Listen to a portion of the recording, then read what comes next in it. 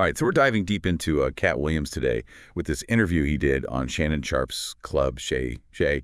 And I got to say, this one's a wild ride. Yeah, and I think part of what makes it so interesting is that Sharpe, with his background as a pro athlete, understands, competition and achievement in a way that most interviewers don't. So you really see a different side of Katt Williams here. Absolutely. And Katt Williams, he's not one to shy away from controversy. He's definitely got some strong opinions about the comedy industry, other comedians, and even what he considers truth. Yeah, and that's really what we're going to be exploring today. Is Katt Williams, is he a truth teller or just a provocateur? We're going to dive into the source material and see what we can uncover. Okay, so let's start with this idea of truth that Katt Williams keeps bringing up throughout the interview. He seems to really position himself as someone who's not afraid to call out lies and hold people accountable. He even suggests that 2024 is going to be a reckoning for those who haven't been honest. Well, I think this intense focus on truth, it's probably rooted in his upbringing as a Jehovah's Witness, that background with its emphasis on righteousness, honesty. It probably instilled a deep-seated belief in him about, the consequences of dishonesty. That makes a lot of sense. He almost takes on this prophet-like persona in a way, using his comedy as this platform to expose what he sees as hypocrisy and hidden truths, especially in the comedy world. Which is interesting because comedy often relies on exaggeration and playing with the truth for comedic effect. So, there's this inherent tension between his mission to expose truth and the nature of comedy itself. It's like he's trying to have it both ways, using humor to deliver these serious, almost moralistic messages. Exactly. And one of the most striking examples of this is his claim about Ricky Smiley and Friday After Next. This whole controversy. He claims that Ricky Smiley lied about being offered the Money Mike role and that the original script involved a rape scene. And he doesn't just mention it in passing. He goes into great detail, even saying that no one on set has ever corroborated Ricky Smiley's version of the story. Right. And then he claims that Katt Williams, was the one who convinced the studio to remove that rape scene because he didn't want to make light of such a serious issue. So he really paints himself as a moral force in contrast to Ricky Smiley. And then there's this whole dress clause situation where he says Ricky Smiley was so upset about not getting the part that he put a clause in his contract saying he would never work with Katt Williams again unless Ricky Smiley wore a dress. Which, according to Katt Williams, actually happened in Ricky Smiley's next film, First Sunday. Now, I haven't seen First Sunday, so I can't confirm or deny that. But whether it's true or not, it shows how Katt Williams uses humor, sometimes outrageous humor, to address these perceived injustices. Yeah, it's almost like he's saying, I'm going to expose you, but I'm going to make you laugh while I do it. And this accusation of stealing jokes, it's not just limited to Ricky Smiley. He claims that Cedric the Entertainer stole a joke that he did on BT's Comic View. And he even gives specific details about the year and the venue. He claims that he performed that joke on Comic View in 1998 and then saw Cedric performing the exact same joke on The Kings of Comedy 2 years later. He even says that Cedric complimented him on the joke backstage at the Comedy Store after seeing him perform it. If true, that's a pretty bold move on Cedric's part, but this claim and the others, they point to a larger issue that Katt Williams seems to be grappling with, this whole idea of integrity in the comedy world. He seems to believe that there's a lack of originality and authenticity. The people are taking shortcuts and achieving success through connections rather than genuine talent. Right. And that's where his criticisms of Steve Harvey, Cedric the Entertainer, Ricky Smiley, and Kevin Hart come in. He doesn't just call them out for their jokes. He questions their work ethic, their motivations, and their overall contributions to comedy. He even makes this very pointed comment about all of them having light-skinned, weird, fast wives that never do interviews. And he says it's a joke, but he repeats it multiple times throughout the interview. So you have to wonder if there's something more he's trying to say. Do you think it's a valid observation about the industry, or is it more about his own insecurities and frustrations? I'm leaning towards the latter. It seems like he's projecting his own struggles and resentments onto these other comedians, creating this kind of us versus them narrative, where he's the outsider who had to fight for every inch of success while they were handed opportunities on a silver platter. Which is interesting because he does talk about his unconventional path to comedy. He mentions being a child prodigy, reading at 3, performing at 5, but also experiencing homelessness as a teenager, so it clearly wasn't an easy road for him. And he emphasizes that he didn't come up through the traditional comedy club circuit or the studio system. He built his career from the ground up, even financing his first stand-up special himself. So this outsider status. It's a core part of his identity, and it fuels his criticisms of the industry and those he perceives as having benefited from the system he rejects. It's like he's saying, I did it the hard way, so why are you getting all the praise and recognition? And he does seem to have a competitive streak. He talks about studying other comedians, meticulously analyzing their sets, counting their laughs, and using that knowledge to become funnier himself. It's almost like he saw it as a personal challenge. Yeah. To outdo everyone else, to prove that he was the best, even if it meant going against the grain and challenging the established order. And that rebellious streak, that willingness to speak his mind, it's definitely part of his appeal. He's not afraid to say what he thinks, even if it's controversial or offensive. He even describes himself as having trampoline skin, which is a metaphor for his resilience in the face of adversity. He's been shot, arrested multiple times, and faced countless other challenges, but he always seems to bounce back. It's like he's embraced this image of himself as the underdog, the survivor, the one who can't be kept down. Which brings us to his thoughts on cancel culture. He uses Jonathan Major's recent downfall as an example of how quickly someone can be brought down even at the height of their success. Yeah, he seems to be warning others in the industry, almost suggesting that they're all vulnerable to this kind of public scrutiny and condemnation, especially those at the top. He briefly mentions Kanye West as well, kind of suggesting that we as a society tend to exploit those with mental health issues for entertainment rather than offering them compassion and understanding.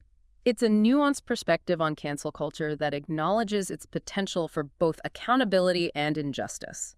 He seems to be saying it's a double-edged sword that can be used to silence dissenting voices and punish those who don't conform to societal norms. So what do we make of all this? Is Katt Williams a bitter, paranoid comedian lashing out at the world, or is he a truth-teller trying to expose the hypocrisy and corruption he sees all around him? I think it's a bit of both, wouldn't you say? There's a realness to his criticisms, a sense that he's speaking from a place of genuine frustration and disillusionment. Definitely. But there's also this sense that he's using these controversies to fuel his persona, to create this image of himself as this fearless truth-teller.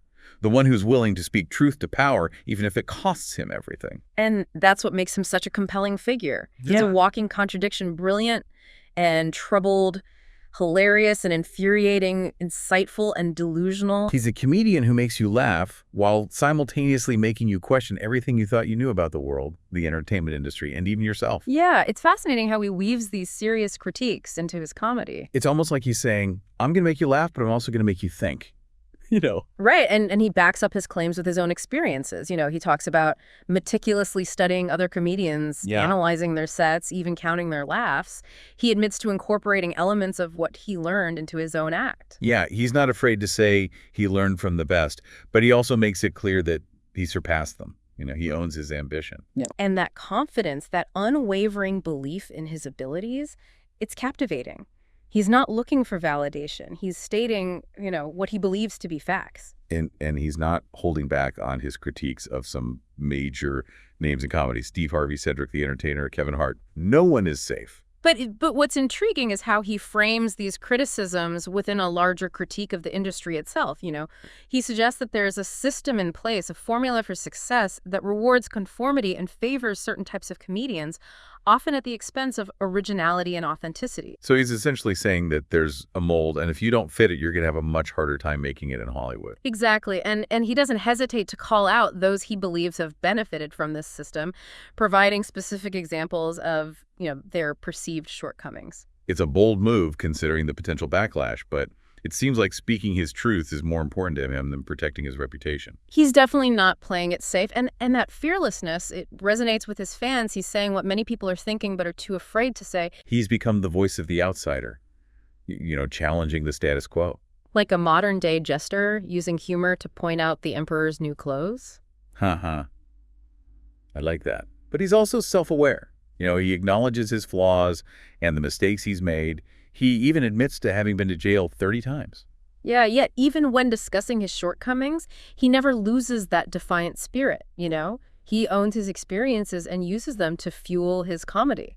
Yeah, he has this incredible ability to find humor in even the darkest moments, turning his struggles into comedic gold. And that's what makes him so resilient. He doesn't dwell on the negative. He finds the funny side and keeps moving forward. He even jokes about his arrest, saying, I've never been in jail and it was my decision to be there. Yeah. You know, it's like he's turning the narrative on its head, taking ownership, even when it paints him in a less than flattering light. This brings up an interesting question. How does this cycle of controversy and redemption contribute to his comedic persona? Does it enhance his authenticity, or is it a calculated move to stay relevant?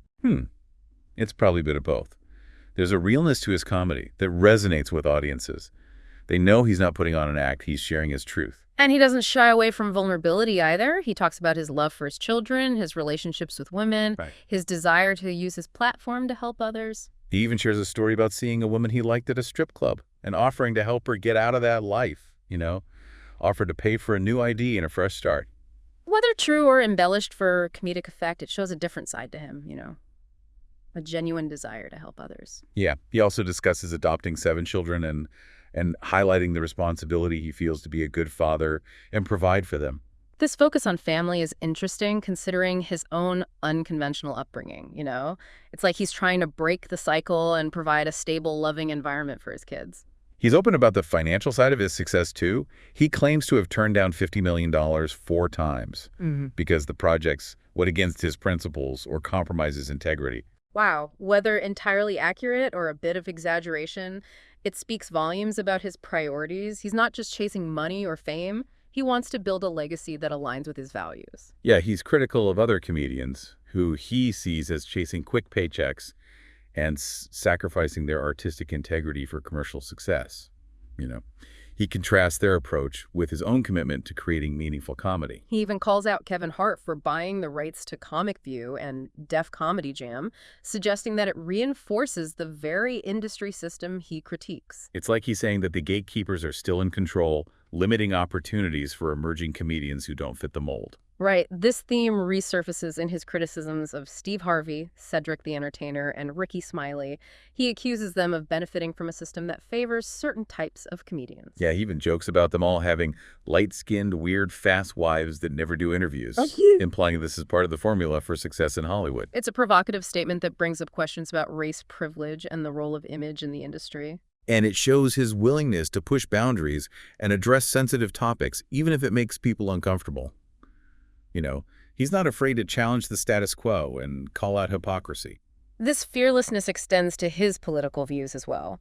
He expresses dissatisfaction with both political parties, suggesting that neither truly represents the people. He doesn't offer specific policy positions, but focuses on the lack of genuine leadership and the division in the country. It seems like he's disillusioned with the political system and sees a connection between the corruption he perceives in Hollywood and the corruption he observes in politics. Essentially, he's suggesting that the same power dynamics are at play, often at the expense of those who lack wealth and influence. His perspective isn't unique, but his willingness to voice it so forcefully is what makes him such a polarizing figure. He's not afraid to challenge authority and make people think critically about the systems that govern their lives. And he does it all with a sharp wit and humor, making even the most serious topics digestible. He's the comedian who makes you laugh while simultaneously making you question everything you thought you knew.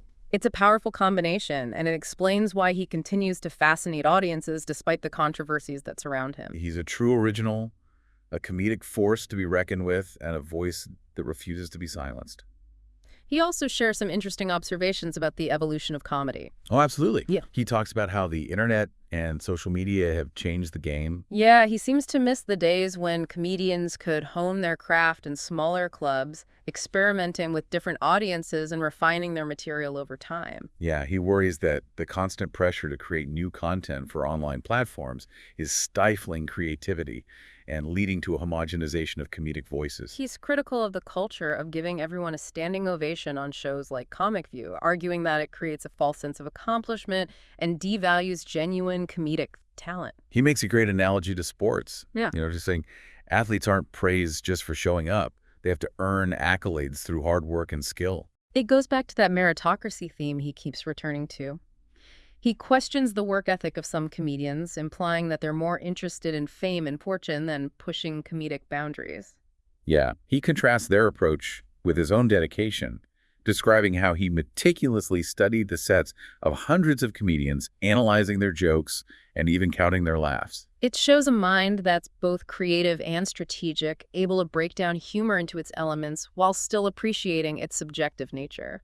ultimately, I think that's the legacy of Katt Williams. He makes us laugh, he makes us think, and he challenges us to be better versions of ourselves. Thanks for joining us on this deep dive into Katt Williams' world. We'll catch you next time. Absolutely.